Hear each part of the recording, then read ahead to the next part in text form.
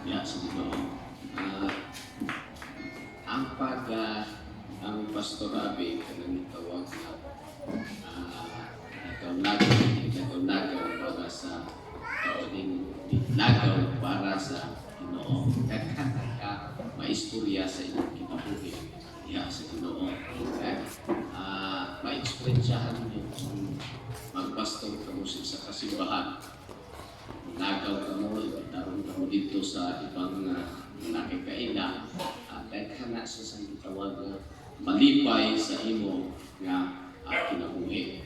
Sa pagbarog, malipay nga sa imong istoryahan, malipay ka nga nung alaman kung kay mga tao sila sa Ginoo. Kaya yung anak ko, si Pastor, sa mga testimony nga pag siya kinabuhi, ikaw excited ka, ano ang iyang mahambal sa iyang naagiang samtang sa nagahimo ang ginagawa na para sa buhat sa Diyos. Inong tanalan niya sa pagsunti, wala kay mahambal basta di ka munakaw. Pero kung munakaw ka, kunya kasi mo paglakaw, ubang sa Ginoo, ang Diyos iya magahimo sa mga katinalahan ng natulang. Hallelujah! Hindi tawagangan, ato ihatag ang panahon, pilang sobra sa kabulan siya na wala na makauban sa ihapon ato na makauban. Kaya wala panahon, yan na.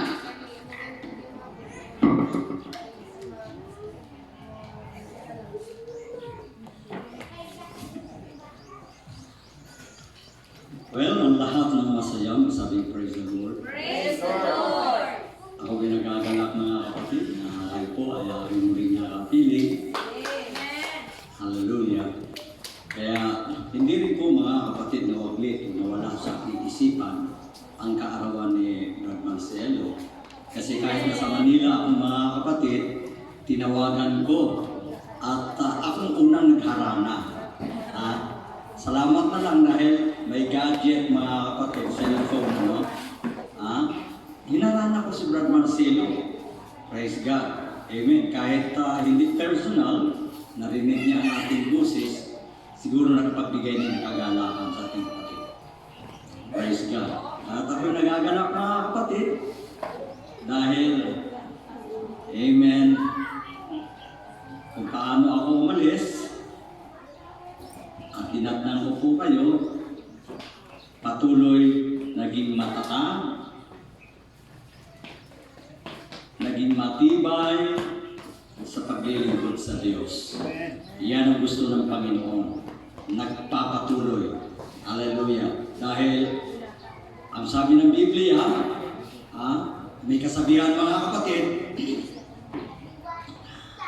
ang nagwawagi ay hindi umaayaw.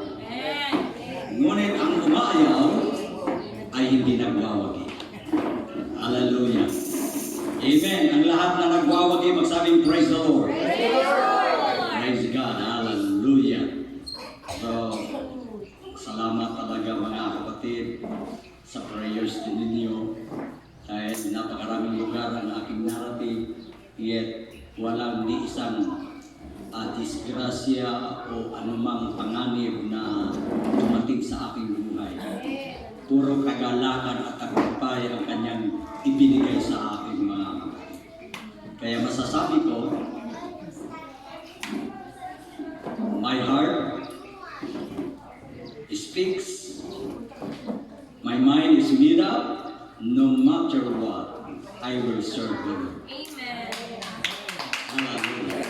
Buo na po ang ating loob mga kapatid. Walang urungan, walang iwanan. Buo na po ang ating loob.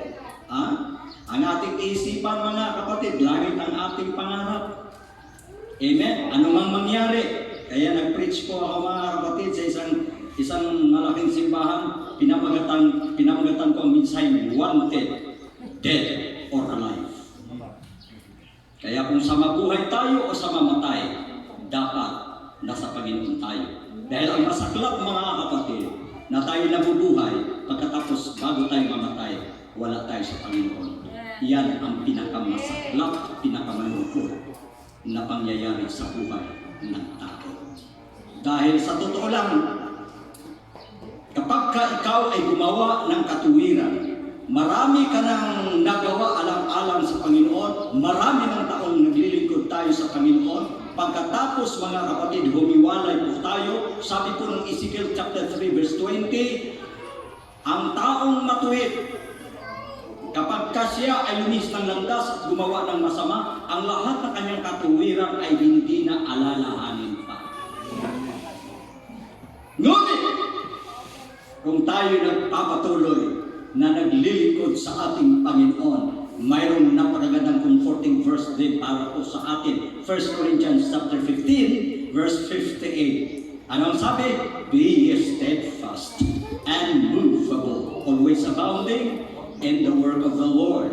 For as much as you know that your labor, amen, that your labor is not in vain. Yun po mga kapatid ang kagandahan. Kung tayo po'y nagpapatuloy hanggang sa katapusan, hanggang sa wakas ng ating buhay, dahil ang lahat ng ating pagpapagal, ang lahat ng ating mga ginagawa, ang lahat ng ating mga sakripisyo alang-alang sa paglilingkod sa ating Panginoon, meron po yung kaakibat na gantimpala. Meron po reward na inilaan ang ating Panginoon sa lahat na nagpapatuloy hanggang wakas. Palagparan po natin ang Panginoon. Praise God. Hallelujah. Everybody say praise the Lord. Amen. Praise God. So mga kapatid, ang tangi ko lamang pinanghahawakan sa aking buhay ay ang mga salita ng Diyos. At ako'y naniniwala mga kapatid na meron pong gagawin ang ating Panginoon maging sa aking buhay. Na experience ko po mga kapatid dahil sa aking paniniwala mula sa salita ng Diyos. Meron pong magandang resulta at meron pong magandang kahihinatnan sa unahan. Hallelujah! Manatili lamang tayo mga kapatid sa mga salita ng Diyos.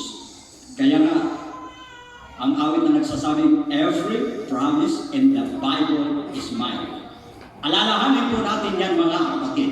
Hindi po yan lipas na. Hindi po yan expire na pangako ng Panginoon. Ang mga pangako mula sa salita ng Diyos, mga kapatid, hanggang sa ngayon, sariwa pa rin. Amen. Ang mga salita ng Diyos, mga kapatid, applicable pa rin sa iyo at sa akin. Hallelujah! Bakit ang lungkot-lungkot nyo? Wala akong naririnig mga kapatid. Hello! Praise God! Amen! Magparamdam kayo mga kapatid. Magparamdam kayo para yung flow ng wisdom ng Espiritu ng Panginoon malayang makakakilos. Hello! Ay hindi pa handa ang iba mga kapatid, ang iba kung ano-ano ang ginagawa. Ngayon, di ba sabi ng Ecclesiastes, and everything there is a season. Ngayon po, panahon sa pakikinig ng mga salita ng Diyos. Dapat nakatutok tayo. Dapat nakikinig tayo. Mga kapatid, yan isang tinatawag na ugali asal ng mga anak ng Diyos sa bahay ng ating Panginoon. Amen! Hallelujah! Praise God, praise God. Well, mga kapatid, alam nyo, grabe talaga napakaganda talaga ang mga pinaramdam, pinakita at pinadama ng Panginoon sa aking buhay mga kapatid. Kaya ako rin po ay lubos na niniwala na sa tamang panahon hindi tayo kakahiya ng Diyos. Hindi tayo magbibigo mga kapatid. Hallelujah. Dahil ang competition nga dito nga sa kalagayan ko ngayon mga kapatid. Hallelujah. Hindi ko man inisip ito, hindi ko man pinlano ito. Bakit dumating ito sa buhay ko? Pero kanya lamang mga kapatid. Hallelujah. Ang hindi lamang nila alam mga kapatid, tayo po ay hinubog na sa pangako ng Panginoon. Tayo po mga kapatid ay handang-handa na tumanggap ng mga pagpapala ng Diyos. Amen. Amen. Kaya hindi ako mga kapatid pinanghinaan ng loob. Kung baga ang ipinaramdam sa akin ay hindi rin po pangkaraniwang sabihin natin highly educated mga kapatid. Ano po?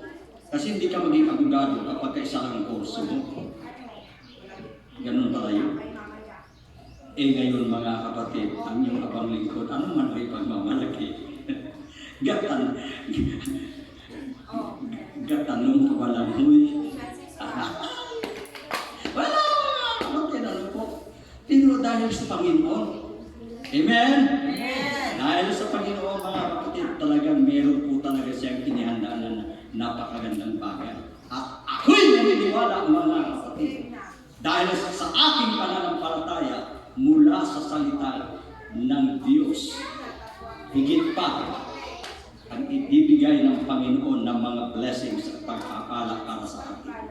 Kaya sabi ng banal na kasulatan, I have not seen nor ear heard, never have entered into the heart of men the things which God hath prepared for them that love Him. Tandaan ko ninyo yan, mga kapatid. Pagka tayo po ay nanatili sa mga salita ng Diyos at umakap sa kanyang mga pangako, higit pa sa iyong iniisip ang ibibigay ng Diyos. Amen.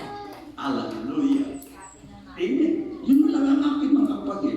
Ako'y nagtitiwala sa salita ng Diyos.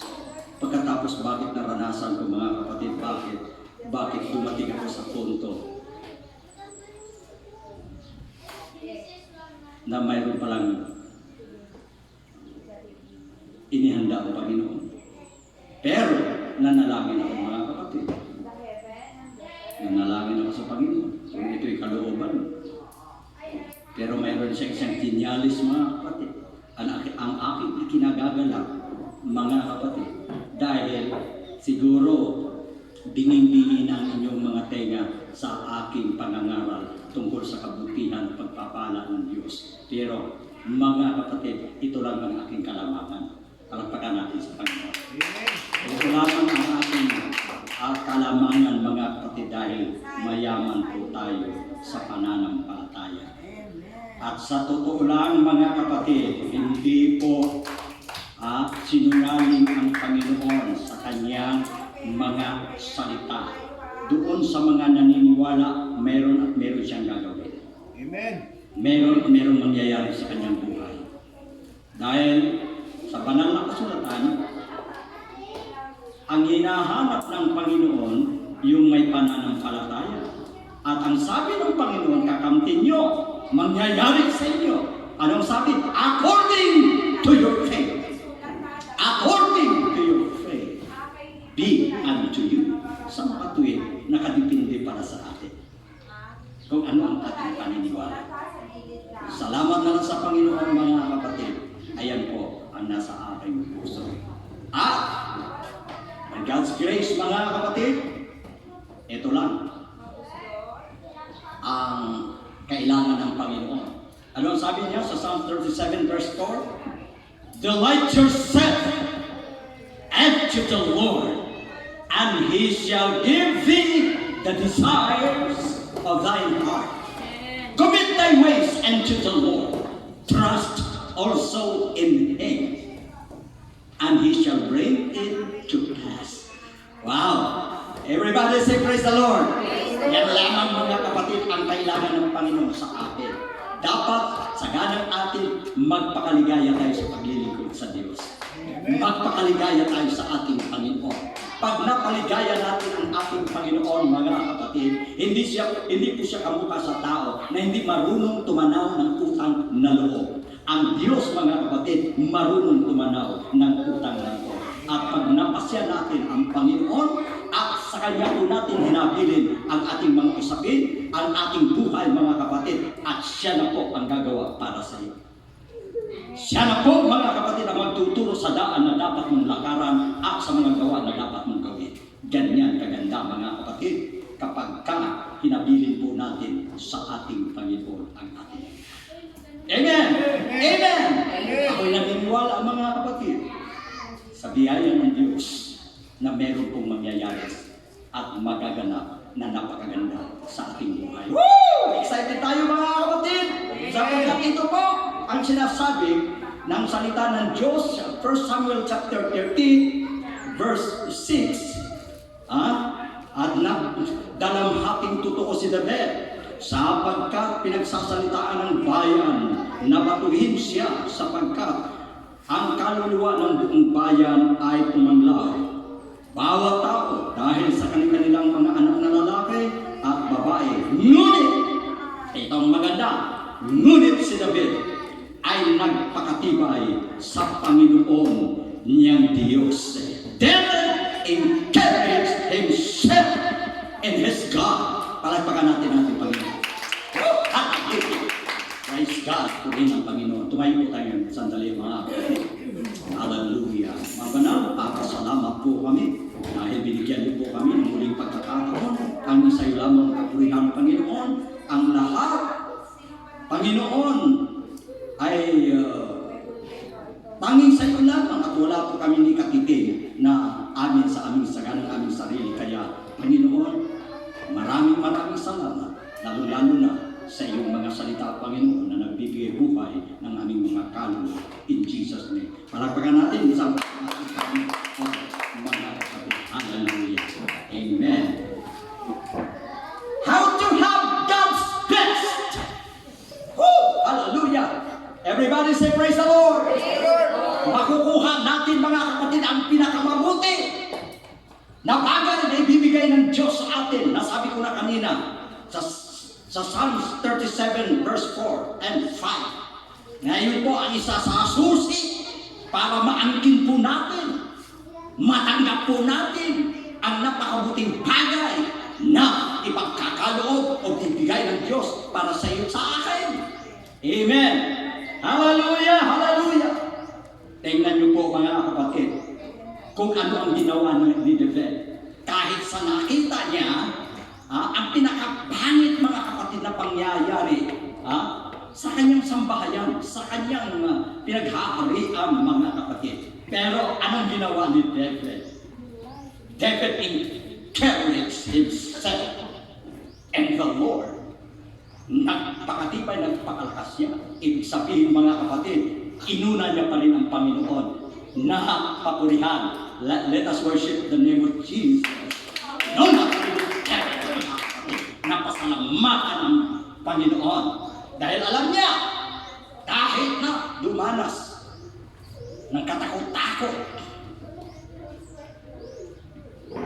na pagsubok ang kanyang kaharian mga kapatid.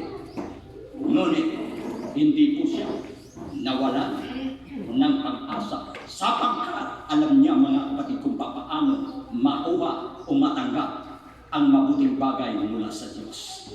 Kaya nung pinalakas siya mga kapatid, noong siya po ay nanindigan sa mga salita ng Panginoon. Ano po ang ginawa ng Diyos mga kapatid?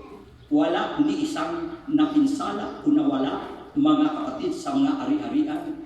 Ang lahat ay na-recover nila. Ang buhay ng kanilang mga mahal sa buhay, walang namatay.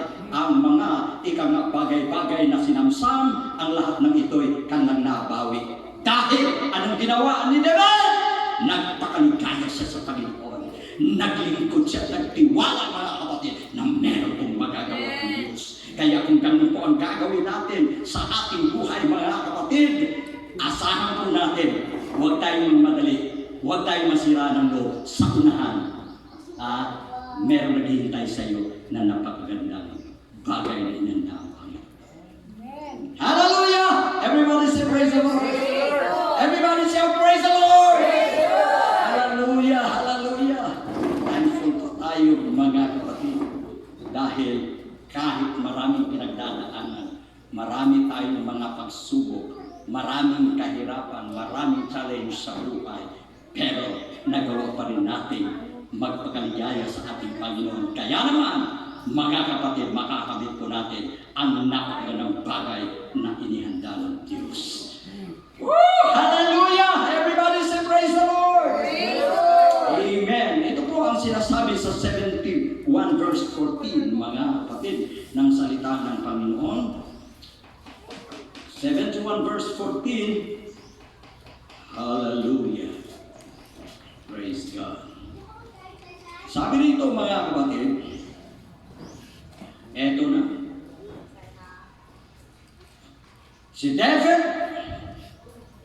wala pong ibang inaasahan sa kanyang buhay, mga kapatid. Kung bakit siya po ay naging matagumpay na hari.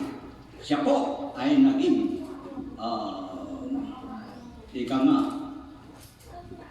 ang kanyang buhay, mga kapatid, ay naging kalugod-lugod sa Diyos dahil ito ang kanyang ginawa. Ngunit ako'y maghihintay na palagi. Everybody say praise the Lord. Ako'y maghihintay na palagi. Maghihintay ba tayo na palagi, mga kapatid? Amen. Hanggat hindi pumaparito ang ating Panginoon, hanggat hindi natin nakakamit ang pangako ng Panginoon, huwag tayong minto. Huwag tayong tumigil. Hintayin natin. Dahil ano po ang sabi ng banal na kasulatan? He that wait upon the Lord shall renew their strength. They shall mount up with wings like eagle. They shall run and not be weary. They shall run and not be weary.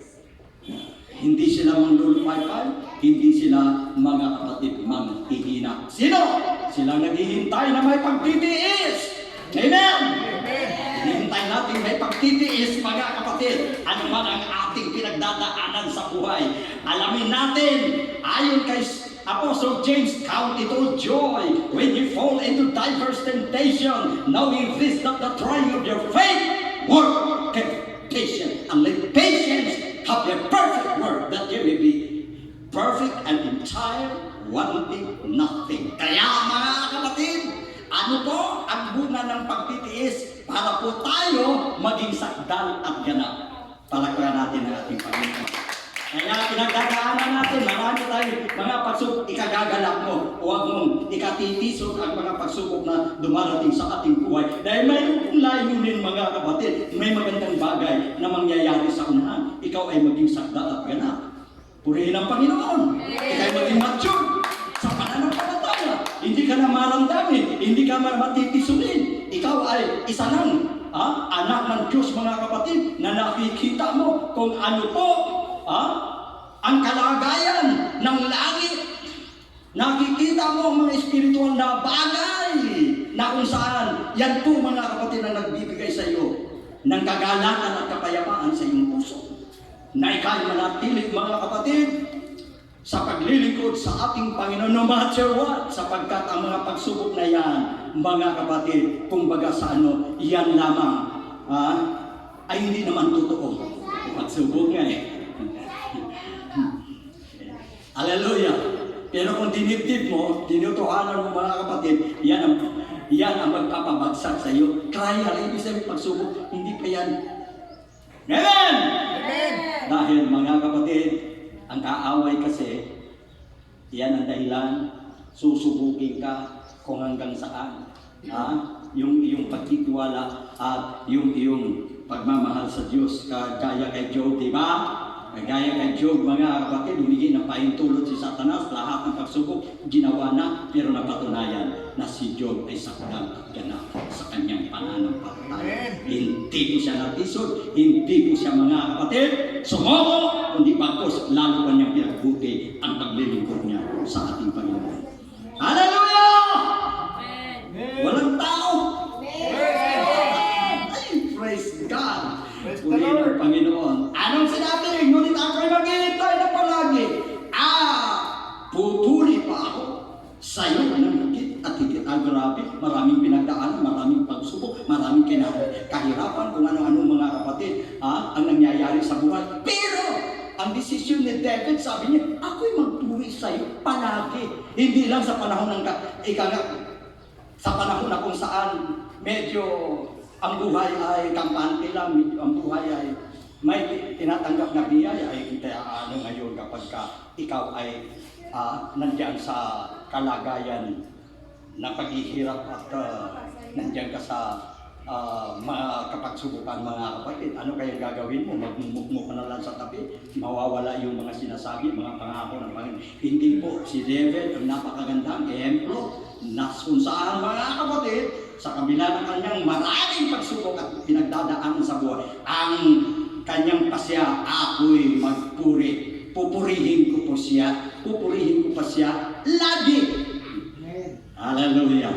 Everybody say praise the Lord. Praise the Lord. Hallelujah. In the good times and in the bad times, noticing. Kaya kung yan po ang ating magiging pananaw sa buhay mga kapatid, na kung saan lagi po tayo umaasa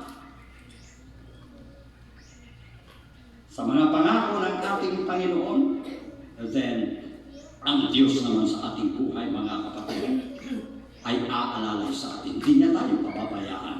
Ang Diyos mga kapatid, sabi niya, Lo, I am with you always, even unto the end of the world. Kaya kapag umasa tayo siya sa kanya mga kapatid, amen, hindi niya tayo iiwan. Hindi niya tayo pababayaan sa anumang sitwasyon ng buhay mga kapatid. Hallelujah. Kasama natin yung awit, kasama natin sa hirap at ginhawa. Amen. Amen. Kapag mamumutawi lagi sa ating mga bibig ang mga pagpapasalamat at pagpupuri sa Panginoon. Dahil doon nabibigay ang kaaway. Galit na galit ang kaaway. Hindi mga kapatid, magtatagumpay ang kaaway. Kung sa inyong mga labi ay may mga pagpapasalamat at pagpupuri sa Diyos. Hindi masasalisihan ng kaaway. Kaya nga, sabi ni David, I will bless the Lord at all times. Grabe no? His praise shall continually be in my mouth. Kaya nga po mga kapatid, matagumpay si David. Nakamtan niya ang napakagandang bagay inihanda ng Diyos sa kanyang buhay. Hindi pa siya dapat maging hari mga kapatid. In advance, ang pabor ng Panginoon ay nasa kanya niya. Amen! Amen! Alay, ganun din po ang gagawin ng Diyos sa atin mga kapatid. Sa ating buhay. Eto, nagpapatuloy tayo. Pero ang kalamangan, merong magandang bagay na hintay sa parahan. Amen. Hallelujah! Everybody say praise the Lord. Praise the Lord. Amen. Kaya ang ating tumbukin mga kapatid, ang puinteriyahin po natin, ang maging layunin po natin mga kapatid, tingnan po natin. Ano po ang magiging layunin natin? Sa buhay, dito po, tingnan natin, bigyan pa natin ng ibang sitas, dito po sa Philippians. Philippians chapter 3, ito po ang sinasabi mga kapatid dito po sa Philippians chapter 3. Ito ang sinasabi. Verse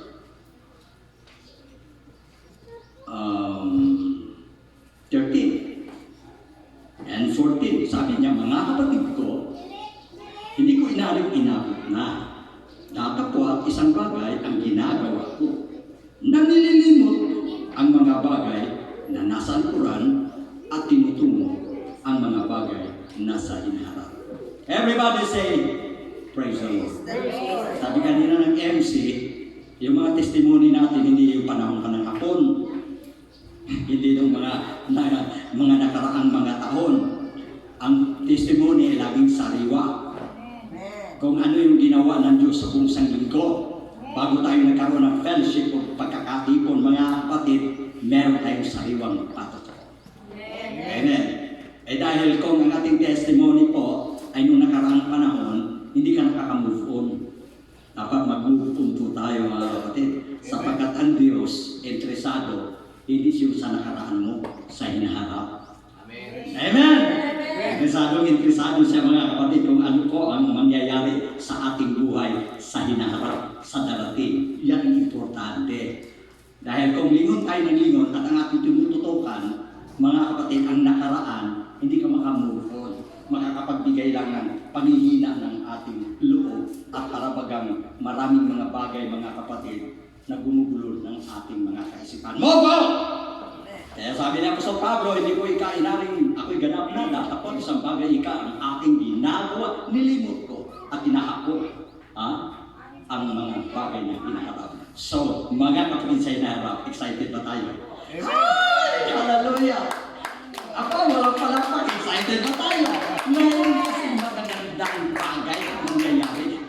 Pag sinabi natin, meron tayong, meron inihandang the best ang ating Panginoon. Kaya maging excited tayo sa buhay mga kapatid. Sa Diyos ang kapurihan, naging excited na ako ngayon. Amen. Parang hindi na ako nakakaramdam ng pagod. Hallelujah. At hindi ko na ininda kung may mga pagsubok magdarating. Basta ang aking nalalaman, masaya ako. Amen. Bakit? Sabi na, kiwa ang sekreto, magpakasaya daw kayo sa Panginoon. Kaya sa Diyos ang kapurihan mga kapatid sa mga churches na ating napuntahan, masaya sila. Natutuwa sila. Hallelujah. Amen. Doon lang ako nagulat mga kapatid. Akala ko, madadala ko mga kapatid doon, yung kuminsan ang aking kalungkutan dito. at saka yung mga nakikinig sa akin parang malungkot din. Hindi pala mga kapatid. Hallelujah, meron parang napakagandang hinta. Meron pala tayong, meron pala tayong tinatawag na, anong term na pwede natin dito? Pakinabang. May gamit din pala tayo. Hallelujah. Hallelujah. Kaya, well, sabi ng Philippians chapter 4 verse 4, rejoice evermore, and again I say rejoice. Kaya hindi mananakaw ang ating kasiyahan, hindi mananakaw ng kaaway mga kapatid ang ating pananampalataya. Hindi tayo masasalisihan ng kaaway kapag tayo po ay nagaganap sa paglilingkod sa ating Panginoon. Lastly, dito po mga kapatid sa Hebrews chapter 11. Ito po mga kapatid, ito na po mga kapatid. Wow! Woo! Everybody say praise the Lord. Kaya excited tayong lahat sa buhay mga kapatid. Dahil tayo mga anak ng Diyos at mga pinangakuan ng Diyos at ang kanyang mga pangako ay para sa atin. Sabihin mo, ang pangako ng Diyos ay para sa atin. Amen. Hallelujah. Ibig sabihin, mga kapatid, napakapalad ka dahil meron kang pangako ng Diyos. Hindi pangako ng tao, pangako ng Diyos. Pag ang Diyos ay nangako, mga kapatid, hindi ka mabibigo. Amen. Ha? Amen? Antayin natin mga kapatid. Ang kasagutan ng Panginoon sa kanyang mga pangako sa ating buhay. Dahil ito ang kanyang sinabi, Hebrews chapter 11. Sabi dito mga kapatid, ngayon, ang pananampalataya ay siyang kapanatagan ng mga bagay na hinihintay. Wow! Mga kapatid, naniniwala ba tayo na merong inihanda ang Diyos para sa iyo at sa akin na napakagandang bagay sa unahan? Nakikinita na ba natin ito? Nabivisualize na ba natin ito? Nabivision ba natin ito mga kapatid? Nakikinita ba natin?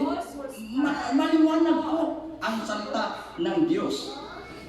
Dapat expect God's best. Paano? Ito sinabi niya mga kapatid. Sa mga bagay na hinihintay, dapat maging panatag ka. Amen. Amen. Ano bang mga bagay na hinihintay, mga kapatid? Pangako ng Panginoon sa atin. Hindi sa lahat ng Panginoon ganito tayo, naghihirap tayo. Pangako ng Panginoon. Ano ang sabi sa Psalms? Let them shout for joy and rejoice who have the favor his righteous cause. Let them say continually, be the name of the Lord magnified. Who hath pleasure and the prosperity of his servant. Palakpakan natin ang Panginoon. Sino ang may kagalakan? Sino ang natutuwa? Sino ang excited na ikaw at ako ay tatanggap ng mabubuting bagay mula sa Panginoon? Ang Diyos mismo. Praise the Lord. Excited siya. Ang ngayon mga kapatid, excited ko ba na tanggapin natin ang mabuting bagay mula sa Diyos? Opo, dahil kapanatagan. Hindi pa dumarating, hindi mo pa nakikita, maging panatag ka na. Alam mo ba yung salitang panatag? Walang kaba, walang takot, walang alinlangan. Panatag. Amen? Panatag ba lahat? Amen. Panatag ba lahat? Amen. Opo. Maging panatag po tayo mga kapatid, sapagkat sinabi po ng Panginoon, katunayan sa mga bagay na hindi nakikita. Sa makatuwid kung panatag ang ating kalooban mga kapatid sa ating inaasahan, sa hinaharap, mga kapatid, may katunayan yan. Kahit hindi mo nakikita, may katunayan. Kakaiba, no? May katunayan. Ang iba to si Estudillo, maniwala lang sila kung nandiyan na, nakikita nila sa kanilang mga mata. Pero, ang mga taong may pananampalataya, may panatag ang loob, mga kapatid, walang alinlangan na kanilang matatanggap ang napakagandang bagay na inihanda ng Diyos sa iyo at sa akin sa hinaharap. Nakita mo na, maging panatag. Maging panatag po ang ating kagagapan. Everybody say praise the Lord. Hallelujah. Abangan ang gagawin ng Diyos sa ating buhay. Manatili lang tayo sa Kanya, mga kapatid. Kagaya ng sanga na di makapagbunga sa kanyang sarili, maliban na ito'y nakakabit sa puno. Sapagkat kung kayo hiwalay sa akin, wala kayong magagawa. Amen! Kaya sa ating buhay, manatili tayo sa ating Panginoon upang matanggap po natin ang napakagandang mga bagay sa unahan at napakabuting bagay na darating sa ating buhay. Let us all rise up, tumayo po tayo mga kapatid. Hallelujah! Come on!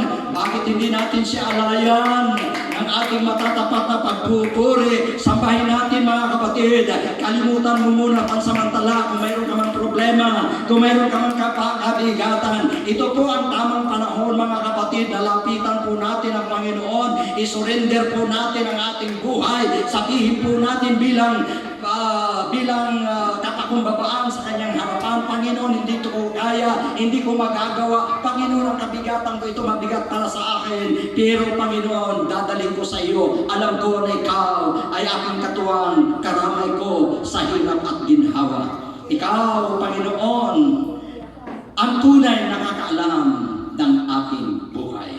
Alam niyo po, Panginoon, ang aking mga kahinaan. Kaya mga kapatid, samantalahin po natin ang kunting panahon. Bakit hindi tayo makipag-usap sandali at sabihin natin sa Panginoon, Panginoon, kailangan kita.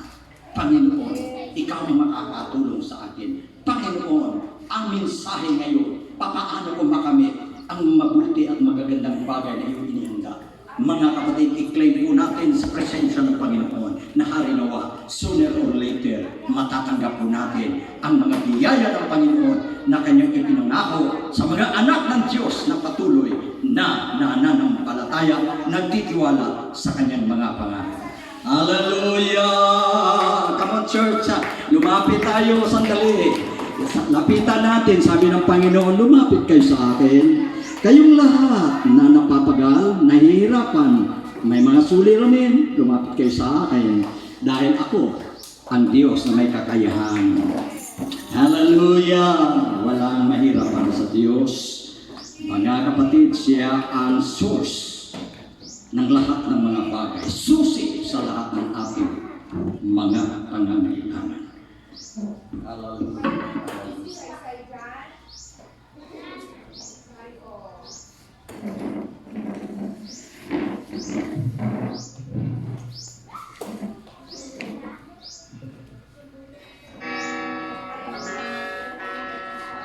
Just a closer walk with thee. Grant it, Jesus, is my plea. Oh, daily walking close to thee. Oh, let it be, dear Lord, let it be. I am weak, but thou art strong. Jesus, keep me from all wrong. I'll be satisfied as long as I walk there close to thee.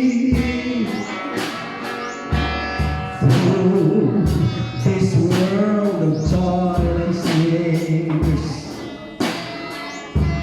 if I falter, Lord, who cares? With me my burdens share,